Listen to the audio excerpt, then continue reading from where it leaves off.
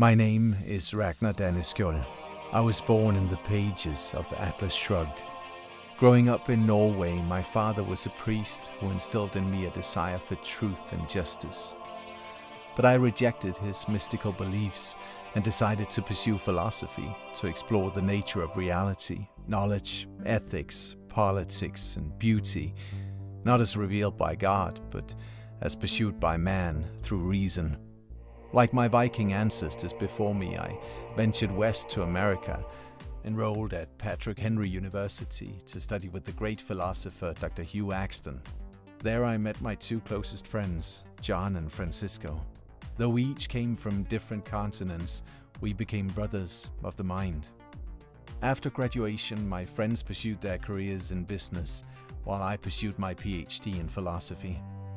My future as a professor and an intellectual looked bright, but around me, the country was falling apart.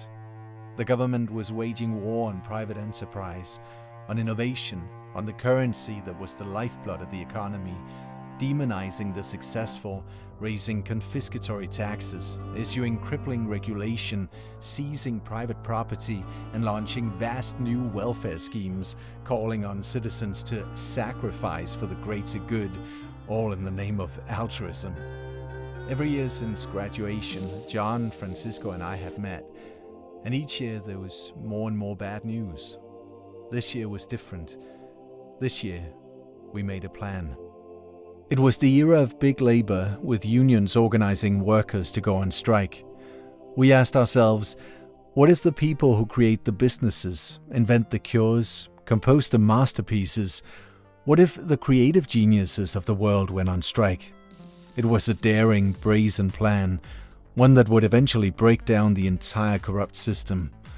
Only eventually wasn't good enough for me. I wouldn't run, wait, and hide. I would fight. I set about recruiting men who shared my values. Navy veterans, merchant marines whose companies had been nationalized. We seized what would become flagships of secret force to target the looter states of the world, strictly following the code I devised. Never to take the life of another ship's crew if we could avoid it. If I had to sink another vessel, I first set the crew adrift in lifeboats. We never took private ships, nor took private property. We did not engage naval ships unless they engaged us first. Governments branded me a pirate, a terrorist, a criminal. But when robbery becomes the purpose of corrupt governments, then it's an outlaw who has to become a policeman. Yet, in a sense, I was also an assassin. And the man, or myth, in my sights, was Robin Hood, who claimed to rob the rich to give to the poor.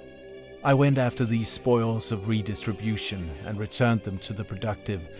I liberated treasure, sold it on black markets in return for gold, and deposited it with Midas Mulligan, another member of our strike, whose accounts matched to the penny of every dollar taken in income taxes, sales taxes, and property taxes from the producers who'd earned it. On one of those trips to deposit gold, I discovered the greatest treasure of my life, Kay Lutlove.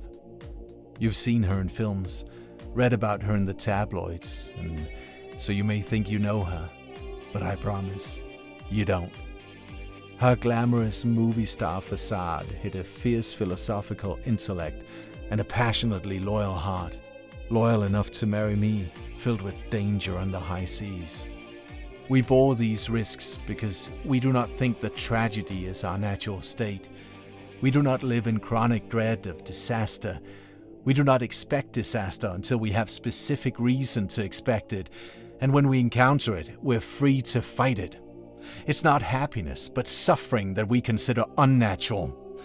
It's not success, but calamity that we regard as the abnormal exception in human life.